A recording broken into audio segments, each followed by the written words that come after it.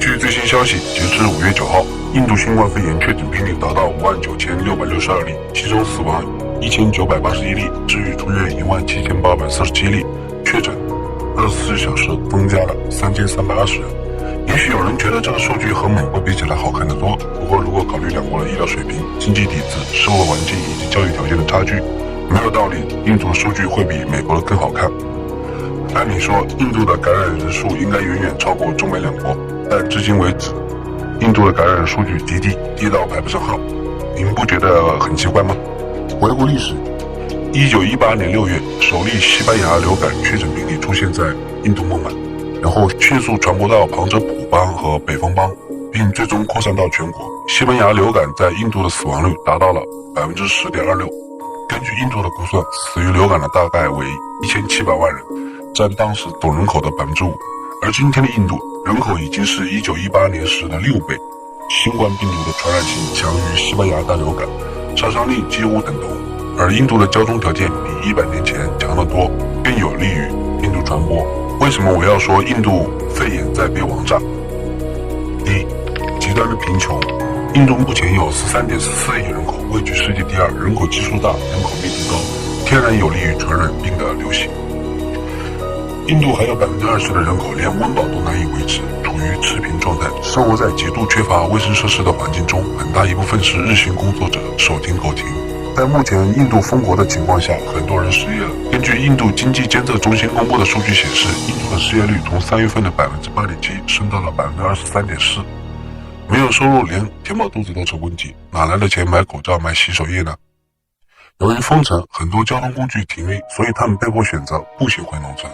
拉维贫民窟是印度最大、世界第2大的贫民窟，2平方公里内住了100万人，人口密集，卫生条件极差，简直是病毒的温床。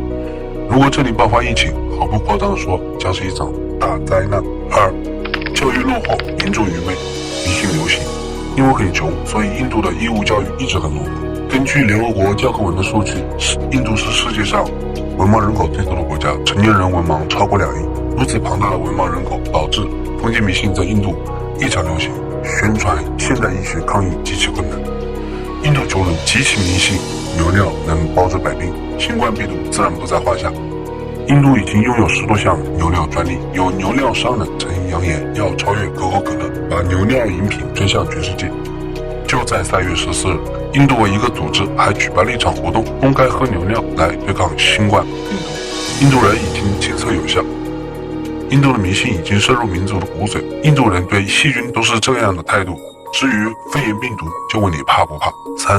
医疗资源不足，卫生状况恶劣。印度每年的卫生部分投资只占 GDP 的1%，绝大部分医疗资源都掌握在私立医院手中。而公立医院虽然号称免费，但是医生水平差，缺少药物，需要漫长的等待来排队治疗。因为印度常见的疾病主要有霍乱、痢疾、肝炎、流感、日本脑炎、登革热、疟疾、脑膜炎、狂犬病、伤寒热、艾滋。以上数据都来自于网站提醒复印公民的相关信息。肺炎，麻烦往后稍稍。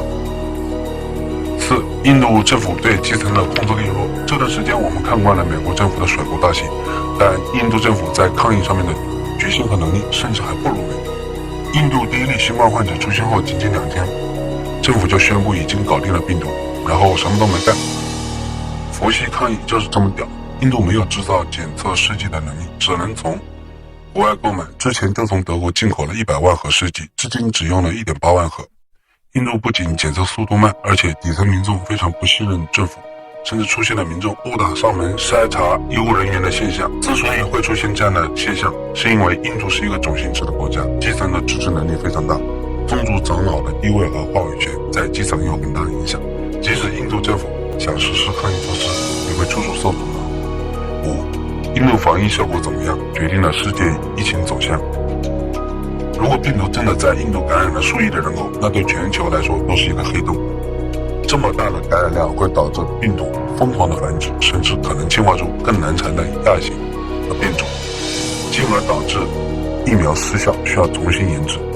这就好比养蛊一样，有着几亿的人口基数，即使病毒变异率极低，架不住基数大，数量多了，病毒总会变异的千奇百怪，最后变异出来啥，你都不要吃惊。